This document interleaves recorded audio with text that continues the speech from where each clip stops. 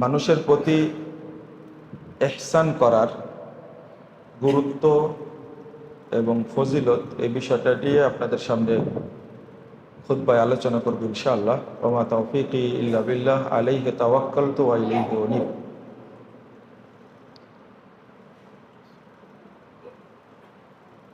একে অপরের প্রতি ইহসান এত গুরুত্বপূর্ণ যে রাসূলুল্লাহ সাল্লাল্লাহু আলাইহি ওয়াসাল্লাম বলেছেন, এটা তাবরানী কাবিরের হাদিস। রাসূল বলছেন যে কেউ যদি কোনো অসহায় বা কোনো অক্ষম অচল মানুষকে সহযোগিতা করে, তার প্রয়োজন অনুযায়ী এগিয়ে যায়, তো মসজিদে নববীতে দীর্ঘ 1 মাস ইতিকাফ করার যে সওয়াব, তার চেয়েও আল্লাহ তাকে বেশি সওয়াব দান করে।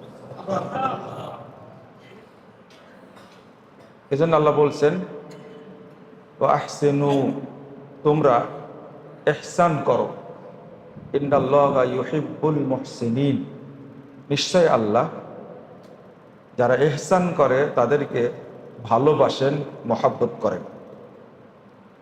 আমরা এই অবস্থানটা অতটা বুঝি না। রাসূলুল্লাহ সাল্লাল্লাহু আলাইহি ওয়াসাল্লাম বলছেন,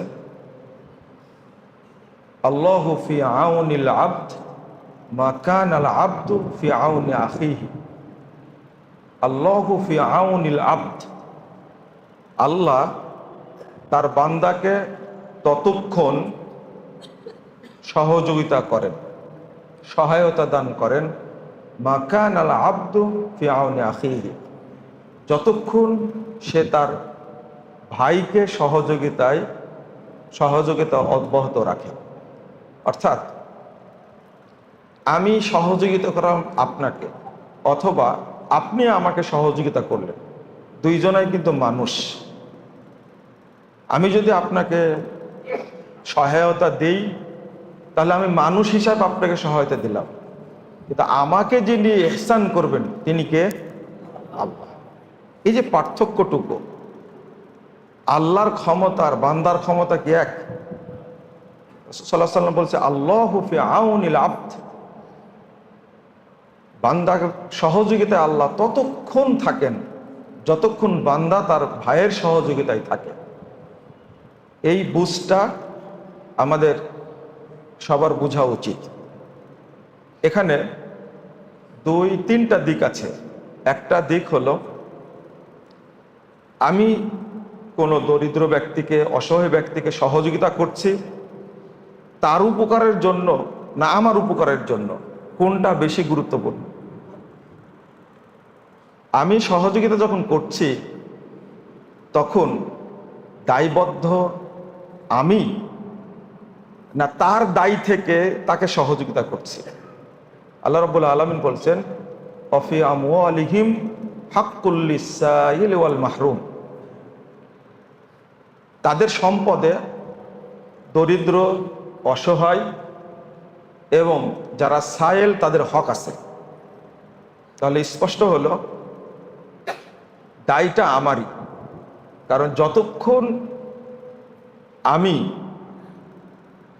বাঁচার চেষ্টা করব যে আল্লাহ যেন আমাকে কিয়ামতের মাঠে কাঠগড়ায় না তোলেন, তাহলে বোঝা গেল যে স্পষ্ট হলো যে দায়টা আসলে আমারই। যার অর্থ আছে, যার সামর্থ্য আছে, দায়টা আগে তার। অনেক দলিল প্রমাণ করে যে কিয়ামতের মাঠে আমরা বিপদগ্রস্ত হয়ে যাব। শুধু অসহায়, মিসকিন, পীড়িত, দরিদ্র, বিধবা, ইয়েতিম তাদেরকে সহযোগিতা না করার কারণে। প্রথমত আল্লাহ বলে দিয়েছেন, ওমিম্মা রাযাকনাহুম ইউনফিকুন, ওমিম্মা রাযাকনাহুম, আমি যা রুজি দিয়েছি। তাহলে বোঝা গেল সম্পদটা আমার না, সম্পদটা আল্লাহ প্রদত্ত। সব জায়গাতেই কোথাও বলা হয়নি যে সম্পদটা তার বান্দার। আল্লাহ রাব্বুল আলামিন বলছেন, ওয়া আনফিকু মিম্মা রাযাকনাকুম, আমি যা রুজি দান করেছি তার থেকে তোমরা খরচ করো। তাহলে দাতা হলেন কে? আল্লাহ। আল্লাহ দিয়েছেন। যদি এইটা কষ্ট করে অর্জন করা যেত, তাহলে একজন ব্যবসায়ী শিল্পপতির চেয়ে একজন রিকশাওয়ালা বা খেটে খায় তার পরিশ্রমটা অনেক বেশি। একজন ভিক্ষুক, সে পরিশ্রম করছে, ভিক্ষা করছে 30 বছর যাবত, রোদ বৃষ্টি শীত গরম সব সময় পরিশ্রম করে টাকা ইনকাম করে। পরিশ্রমের বিনিময়েই যদি মানুষ ধনী হতো, তাহলে ফকিরেরা সবাই ধনী হয়ে যেত। কিন্তু শিল্পপতিরা, বড় লোকরা এই জিনিসটা বুঝে না, তারা অহংকার করে, তা আমার পরিশ্রমের ফসল। আর আল্লাহ বলছেন, আমি তোমাকে দিয়েছি, ওয়ানফিকু মিম্মা রাযাকনাকুম। অধিকাংশ সম্পদশালী ব্যক্তি কিয়ামতের দিন ধ্বংস হয়ে যাবে, তার মূল কারণ হলো তারা হয় প্রভাবশালী, অহংকারী। প্রথমে হাদিসটা বলে নি, 4900 নম্বর হাদিস। আল্লাহ রাসূল সাল্লাল্লাহু আলাইহি ওয়াসাল্লাম বলছেন, কুমতু আলা আবওয়াবিল জান্নাহ, আমি একদিন জাহান্নামের দরজায় দাঁড়িয়েছিলাম। ফাকানাত আম্মাতু মান দাখালাহাল মাসাকিন, ওই সময় দেখছি জান্নাতে প্রবেশ করছে অধিকাংশ ব্যক্তি যারা দরিদ্র অসহায়, তারা জান্নাতে যাচ্ছে। ও আসহাবুল জাদ্দি মাহবুসুন, আর যারা প্রতাপশালী বড় বড় শিল্পপতি, তাদেরকে আটক করে রাখা হয়েছে। সহিহ বুখারীর হাদিস। মুহাম্মদুর রাসূলুল্লাহ সাল্লাল্লাহু আলাইহি ওয়াসাল্লাম বলছেন, আমি জাহান্নামের দরজায় দাঁড়িয়ে দেখছি যারা জান্নাতে প্রবেশ করছে অধিকাংশই হলো অসহায় দরিদ্র মানুষ। ও আসহাবুল জাদ্দি মাহবুসুন, আর যারা প্রতাপশালী শিল্পপতি ধনাঢ্য ব্যক্তি, তাদেরকে আটক করে রাখা হয়েছে।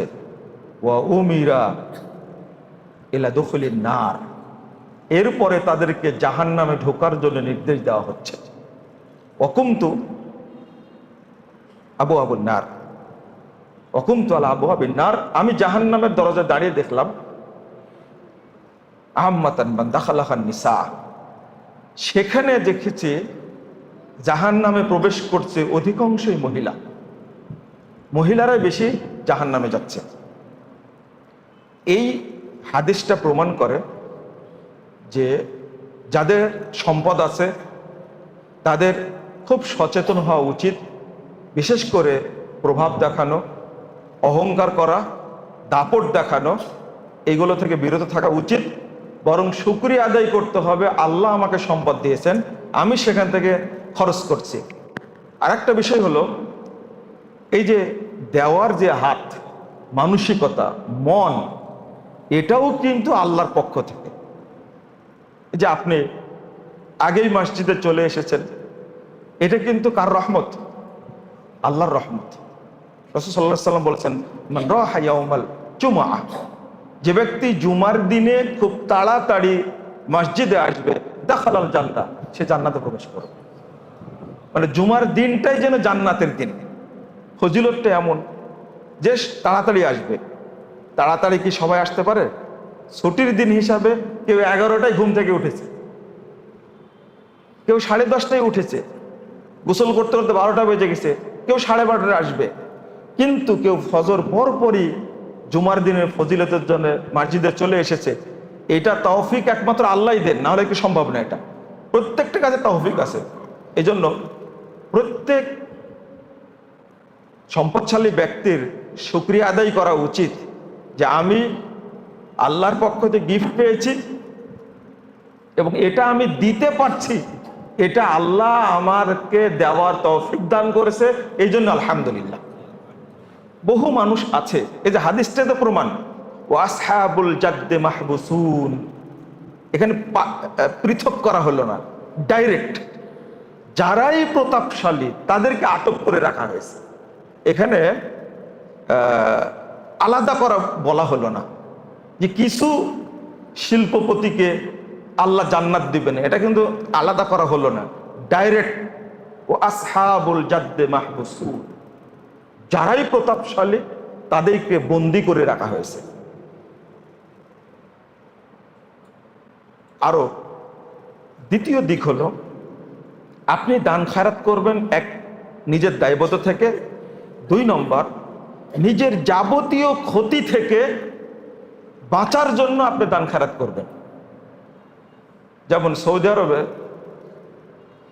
বা অনেক দেশ আছে, আমেরিকা, কানাডা, দরিদ্র মানুষ থাকলেও তাদেরকে দিতে অনেক কষ্ট হয়। কিছু কিছু ব্যক্তি আছে যারা নিজের আকিকাটা দিবেন সন্তানের, এটা জায়গা পায় না। ওইটা জবাই করতে হলে ওই মূল জায়গা যাওয়া লাগবে, আবার গোশত নিয়ে আসা খুব কঠিন আছে, নানান ঝামেলার কারণটা করতে চায় না। তখন পাঠায় কোন দিকে? আমাদের দেশে পাঠায়, যে আমার ছেলের আকিকাটা করে দেন, অমুক দিন বাচ্চা হয়েছে, 2টা ছাগল জবাই করে দেন।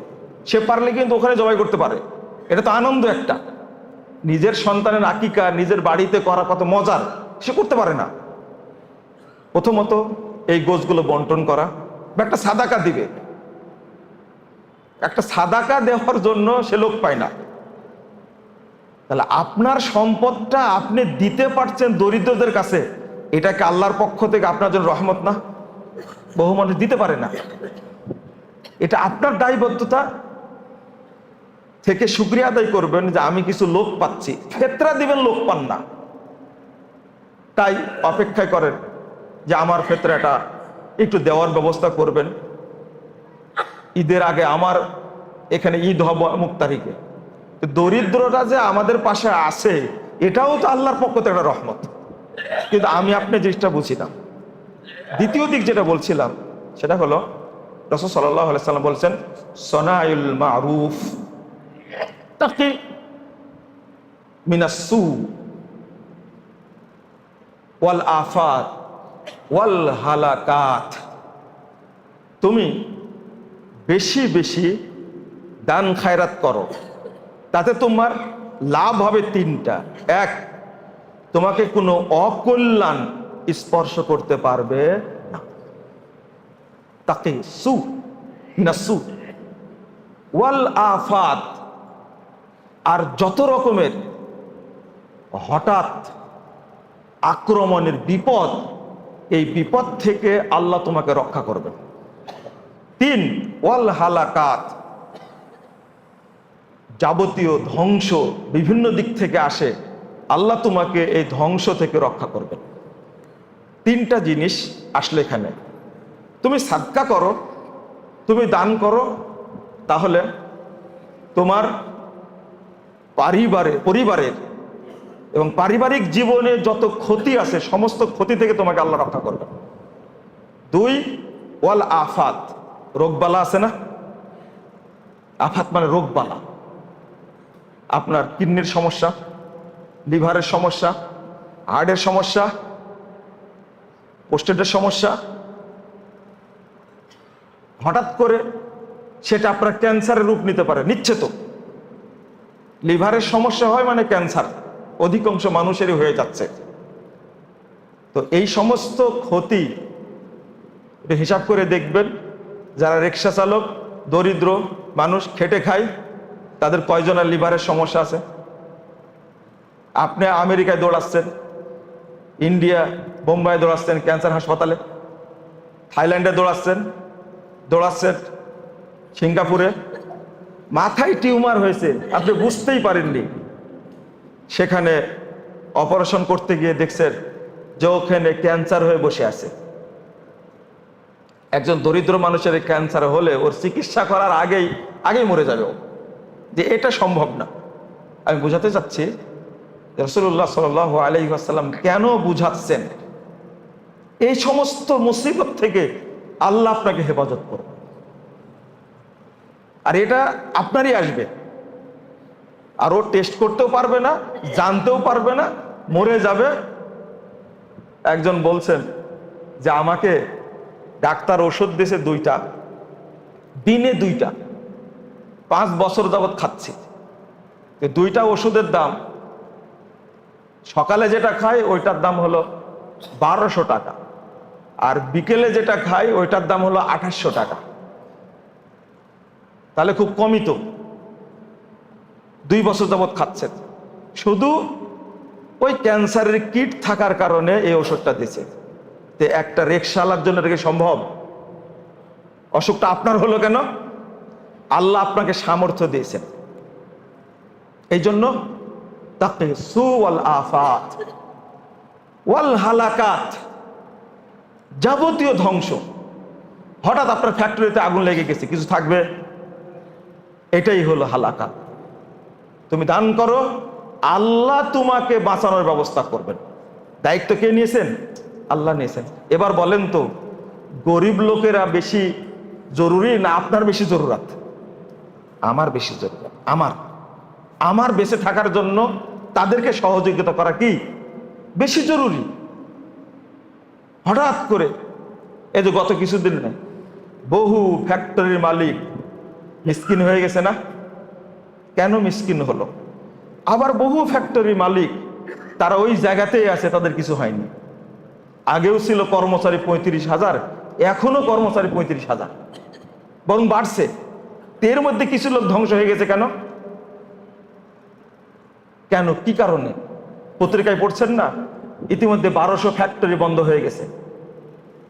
এতগুলো ওয়ার্কার কি করছে তারা? কিছুদিন পরে দেখবেন 700 ফ্যাক্টরি বন্ধ হয়ে গেছে। ওয়ার্কাররা কোথায় গেছে? আবার ফ্যাক্টরি অনেক চালু আছে। এর পার্থক্যটা কি? পার্থক্যটা এটাই যে তার একটা নিরাপত্তার জায়গা আছে। আমার ফ্যাক্টরি বন্ধ হবে না, বুকে বল কত, ফ্যাক্টরি বন্ধ হবে না। কেন বন্ধ হবে না? আমি আল্লাহকে কোনোদিন ফাঁকি দেই না। আমার যা আসে 3 ভাগে ভাগ করি।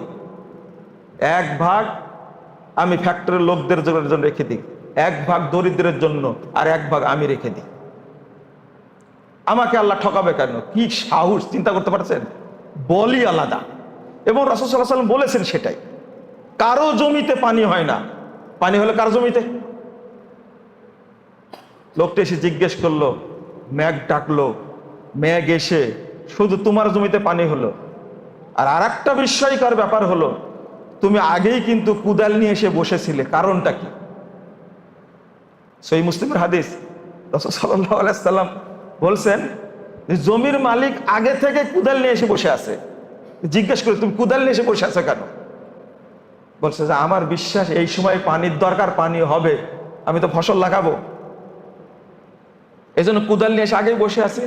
আল্লাহ মেঘ দিয়েছেন, বৃষ্টিও দিয়েছেন, পানি যে যে জায়গায় দরকার আমি কুদাল দিয়ে সেই পানিগুলো সেই জায়গায় পৌঁছে দিয়েছি, এটা আমার দায়িত্ব। আর কারো জমিতে পানি হয়নি। এটাই তো দলিল একটা যে স্পেশালি আল্লাহ রাব্বুল আলামিন কি করেন? রহমত দান করেন। জিজ্ঞেস করলো কারণটা কি বলতো? আমি 3টা ভাগে ভাগ করি।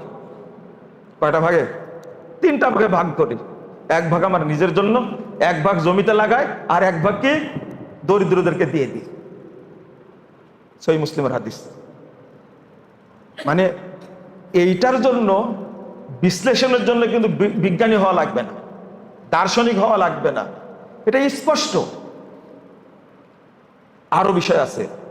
রাসূল সাল্লাল্লাহু আলাইহি ওয়াসাল্লাম বলছেন, মান আদ্দা যাকাতা মালিহি ফাকাদ যাহাবা আনহু শাররু। স্পষ্ট কথা। যে ব্যক্তি তার সম্পদের যাকাত বের করে দিল, তার সম্পদের মধ্যে যত অকল্যাণ আছে সবই বেরিয়ে গেল, পরিষ্কার হয়ে গেল। রাসূল সাল্লাল্লাহু আলাইহি ওয়াসাল্লাম বলছেন, ইয়া মা'শারাত তুজ্জার, হে ব্যবসায়ীরা, ইন্না ফিল বাই, নিশ্চয় শাইতানুল গুলু। আল্লাহ রাসূল সাল্লাল্লাহু আলাইহি ওয়াসাল্লাম বলছেন, হে ব্যবসায়ীরা, তোমাদের ব্যবসার মধ্যে শয়তান লুকায় থাকে, আর এমন অকল্যাণ লুকিয়ে থাকে যে ব্যবসাকে নষ্ট করে। এই হাদিসটা আপনি কোথায় রাখবেন?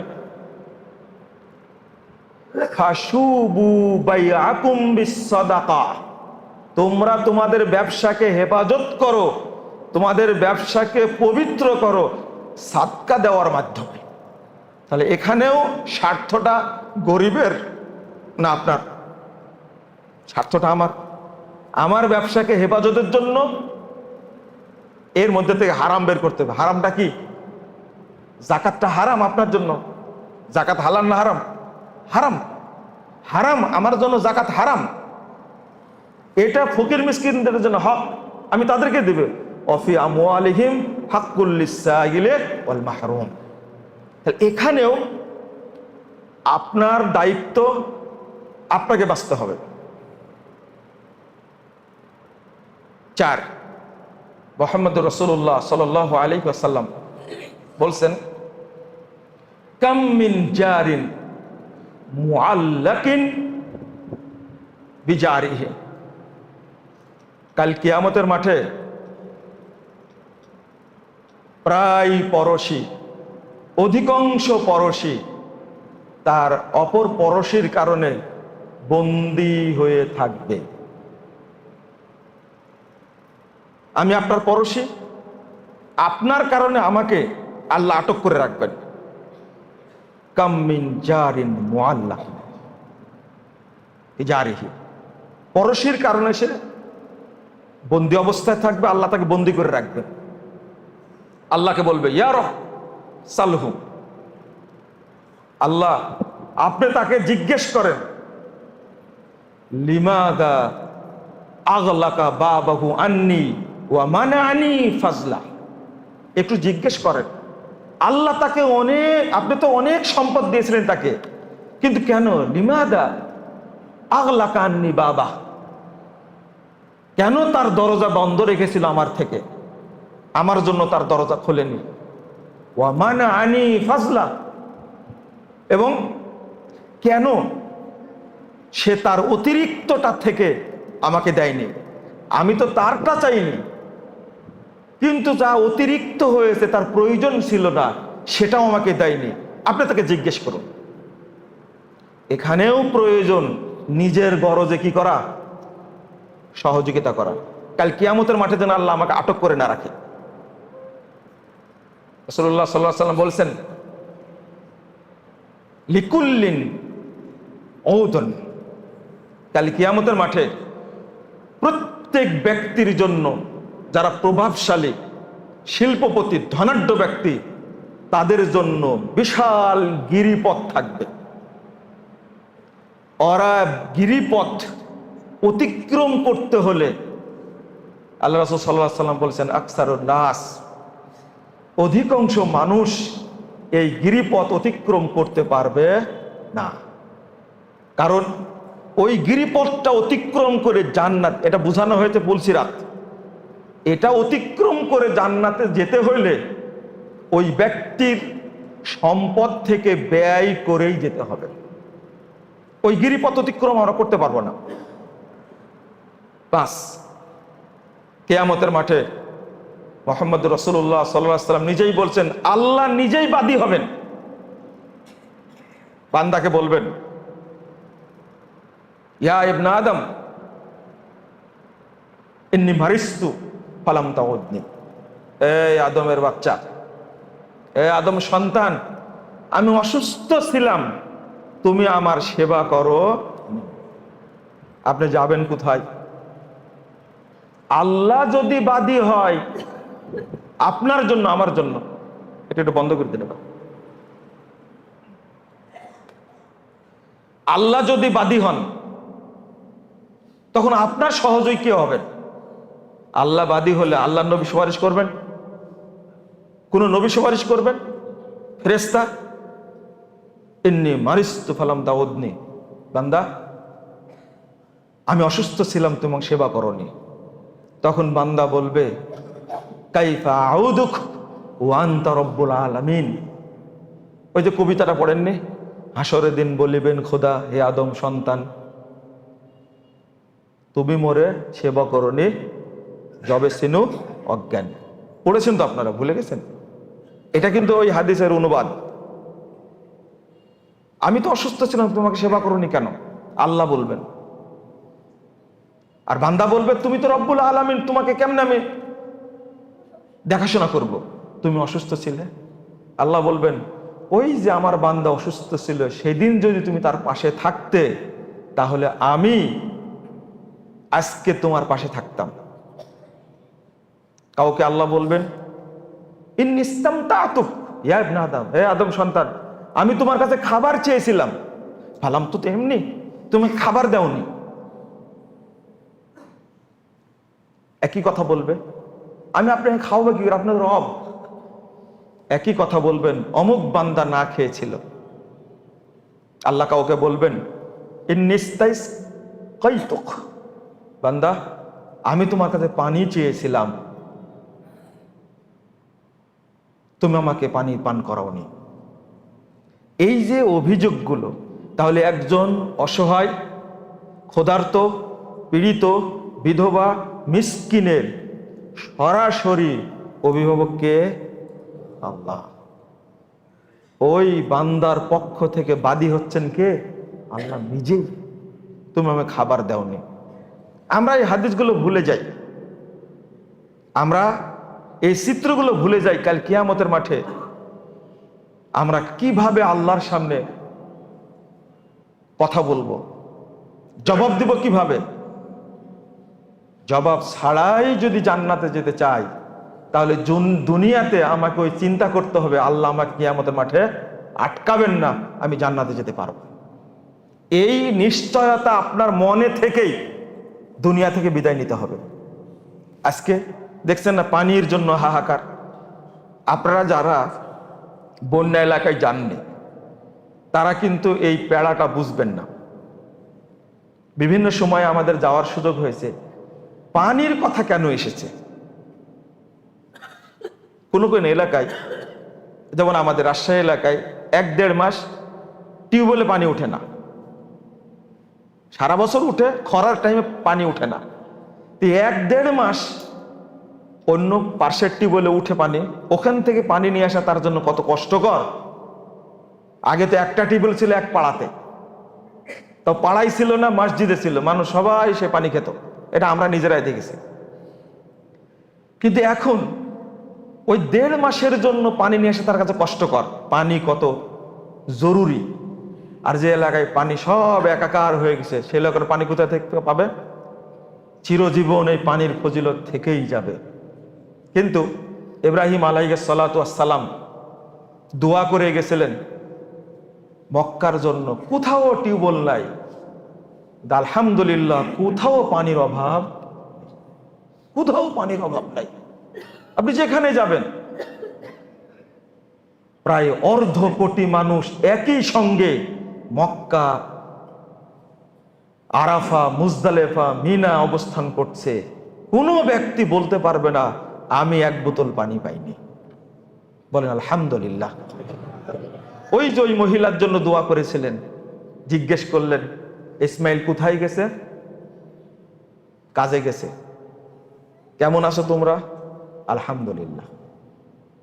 ইসমাইল আসলে যখনই বলেছেন আলহামদুলিল্লাহ, যখনই বলেছেন আলহামদুলিল্লাহ, তখনই ইব্রাহিম আলাইহিস সালাম বলছেন আল্লাহুম্মা বারিক লাহুম ফিল মাই ওয়াল লাহাম, আল্লাহ তোমাদের পানিতে এবং গোশতে বরকত দান করবে। একটা দোয়া এমন ভাবে লেগে গেল, ফিল মাই ওয়াল লাহাম। মাঝে মাঝে মনে হয় যে কোন নবী যদি বাংলাদেশের জন্য একটু দোয়া করে যেতেন কতই ভালো হতো। কি দোয়াটা করলেন! এত কুরবানি দিচ্ছে, একজন ব্যক্তি 100-150 ছাগল কুরবানি করছে, কিন্তু সৌদি আরবে এখন পর্যন্ত কোনো ছাগলের সংকট দেখা দেয়নি, উটের সংকট দেখা দেয়নি। কেন? আপনার এই বাংলাদেশে এত গরু এত ছাগল, পরে মন্ত্রী বলে এবার গরুতে সংকট হবে না, চিন্তা করে। অথচ অতিরিক্ত 1/2 কোটি মানুষ সেখানে যে কুরবানি করে, নিজের তো শর্ট হয় না, আবার একজন কুরবানি করছে কত 200, 300, 500 ছাগল কুরবানি করছে। ওই ফিলিস্তিনকে দেওয়ার জন্য, সিরিয়াকে দেওয়ার জন্য কুরবানি করছে। গোস্তে শর্ট পড়ে কোনোদিন? ছাগল শর্ট পড়েছে? উটে শর্ট পড়েছে? গরুতে শর্ট পড়েছে? ওই দোয়া। পানিতে বরকত হওয়া যে কত গুরুত্বপূর্ণ, এখন আপনি চিটাগঙ্গে যান, দেখেন অবস্থাটা কি পড়ছে। এই জন্য রাসূল সাল্লাল্লাহু আলাইহি ওয়াসাল্লাম বলছেন আফজালুল মা, আসলে আফজালুস সাদাকা সুকিয়াউল মা। যত সাদকা করবেন আল্লাহর কাছে শ্রেষ্ঠ সাদকা হলো পানির ব্যবস্থা করে দাও। কেন বলা হয়েছে? আর এই হাদিসে পানির কথা হয়েছে ইস্তাসকাইতুক, আমি তোমার কাছে পানি চেয়েছিলাম, তুমি আমাকে পানি দেওনি। আল্লাহ পানির কথাই বলছেন। খাবার শুনলেন, টাকা দান করা আর খাবার দান করা এক জিনিস না, অত সহজ না। আপনার বাড়িতে একটা ফকির হাজির হয়েছে, চট করে 100 টাকা দিয়ে বলবেন যে বাবা তুমি হোটেল থেকে খেয়ে নাও, হোটেল থেকে খেয়ে নাও, এটা খুব সহজ।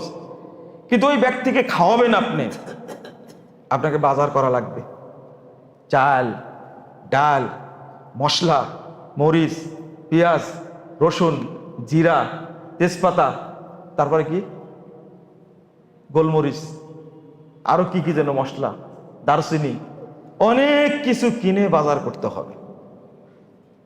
কয়দিন খাওয়াইছেন চিন্তা করেন তো। রাসূলুল্লাহ সাল্লাল্লাহু আলাইহি ওয়াসাল্লাম বলছেন, লাইসাল মুমিন বিল্লাযী ইয়াশবা ওয়া জারুহু জায়ুন ইনদা জামবিহি। ওই ব্যক্তি মুমিন না যে ব্যক্তি পেট পুরে খায় আর পরশী না খেয়ে রাত্রি যাপন করে, ওই ব্যক্তি মুমিন না। সার্টিফিকেট দিচ্ছেন আপনাকে কে? মুহাম্মদুর রাসূলুল্লাহ সাল্লাল্লাহু আলাইহি সাল্লাম বলছেন, তিনি সার্টিফিকেট দিচ্ছেন, ও মুমিন না। আল্লাহ রাসূল বলছেন লাইসা মিন্না, ওই ব্যক্তি মাইয়াশবা ওয়া জারুহু জাইউন ইনদা জামবি, ওই ব্যক্তি আমার উম্মতেরই অন্তর্ভুক্ত না যে ব্যক্তি পেট পুরে খায় আর পার্শ্বের মানুষ না খেয়ে থাকে। ঈদ তো করলেন, কুরবানিও করলেন, কিন্তু একটু চিন্তা করেছেন যে ওখানে একটা পরিবার আছে, তার 3টা সন্তান, একটা বিধবা মহিলা, স্বামীটা মারা গেছে। আমি 20,000 টাকার একটা কুরবানি করলাম, 30,000 টাকার কুরবানি করলাম, আমি এই মহিলাটাকে একটা কুরবানি দেই, ও কুরবানি করুক, বাচ্চাদের নিয়ে যদি খেতে পারে। বলেন তো বাংলাদেশের মানুষের এই চিন্তাটা আছে? একজনও করে। আপনি কে বলেছে একটাই কুরবানি দিবেন? আপনি তো 10টা, 15টা, 20টা কুরবানি করার হক রাখেন। একজন মহিলা এবার বলছেন, আমি এত খুশি হয়েছি আলহামদুলিল্লাহ, তিনি বলছেন আমি 50টা কুরবানি এবার দরিদ্র মানুষকে দিয়েছি। মহিলা মহিলা আমি বললাম যে এটা করলেন কেন, বাংলাদেশে তো করে না। উল্টা বলছে যে কোন এক বক্তব্যে শুনেছিলেন আপনি বলছেন যে কুরবানিও মানুষকে দেওয়া যায়। আলহামদুলিল্লাহ, একজন হলেও তো আমলটা করেছেন, আরো অনেকেই করেছে হয়তো, আমি জানি না, কিন্তু একজনের কথা বললাম। একটা একটা করে দিতে দিতে উনি দাম ধরেছেন 20,000 করে। আলহামদুলিল্লাহ, 20,000 টাকার একটা ভালো কুরবানি পাওয়া যাবে। উনি ওই চিন্তাটা করেছেন। শুধু আমি কুরবানি করব কেন, আমি যারা আরো দরিদ্র মানুষ আছে আর মানুষটা পেয়ে কত খুশি। সবচেয়ে বড় ব্যাপার হলো যে মানুষটাই 20,000 টাকা পেয়ে কুরবানি দিতে হবে, কত খুশি। বলছে যে আন্টি আমি জীবনেও কুরবানি দিনি, আজকে আপনি টাকাটা দেওয়ার কারণে আমি কুরবানিও দিতে পেরেছি আর বাচ্চাদের নিয়ে আমি আনন্দে গোস্তও খেতে পেরেছি। আলহামদুলিল্লাহ, কি আনন্দটা। আচ্ছা, এই ব্যক্তিকে আল্লাহ কিয়ামতের দিনে আটকাবেন বলেন তো দেখি? মনে হয় আটকানোর কোনো সুযোগ আছে? তার তো সে কাজ করেছে। আপনি প্রতি ঈদেই নতুন নতুন জামা কাপড় কিনেন, সন্তানদেরকেও দেন, কিন্তু আপনি চিন্তা করেন তো পাশে একজন এতিম আছে, ওর বাড়িতে খাবারও নাই, আপনি কিভাবে? একটু ভাবেন যে আপনি কোনোদিন তাকে একটা পোশাক কিনে দিয়েছেন?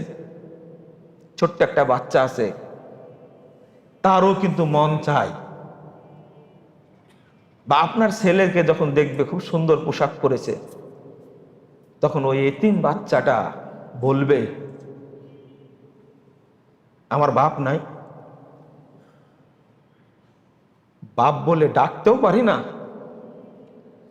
তার বাপ আছে, সুন্দর পোশাক দিয়েছে, কিন্তু আমার বাপ নাই, আমাকে কেউ দেওয়ারও নাই। সবচেয়ে বড় কথা হলো, একটু কি মাথায় চিন্তা আসে কোনোদিন যে আমার সন্তানটা, আমি কোথায় আছি খোঁজ নাই, আব্বু কখন আসবে তখন আব্বুর সাথে বসে খাবো। যদি আজকে আপনি চলে যান, কালকে বাচ্চাটা কি হয়ে যাবে? কি হবে? এতিম। আর কাউকে সে আব্বু বলে ডাকতে পারবে না। ওই চিন্তাটা যেদিন আপনার মাথায় আসবে, সেদিন ওই এতিম বাচ্চাটাকেও আপনি 5টা টাকা দিয়ে সহযোগিতা করতে পারবেন। পোশাক না দেন, 2 কেজি চাল কিনে দিলেন, অন্তত ফিল করলেন, আপনি একটু চিন্তাটা করলেন যে আমার বাচ্চাগুলো এতিম হয়ে যাবে যদি আজকে আমার কিনে নেয়, আল্লাহ নিয়ে নেই না, এতিম কোনোদিন হবেন না আপনি, ফাইনাল হয়ে গেছে কি? এই জন্য রাসূলুল্লাহ সাল্লাল্লাহু আলাইহি ওয়াসাল্লাম দোয়া করতেন, আল্লাহুম্মা আহিনি মিসকিনান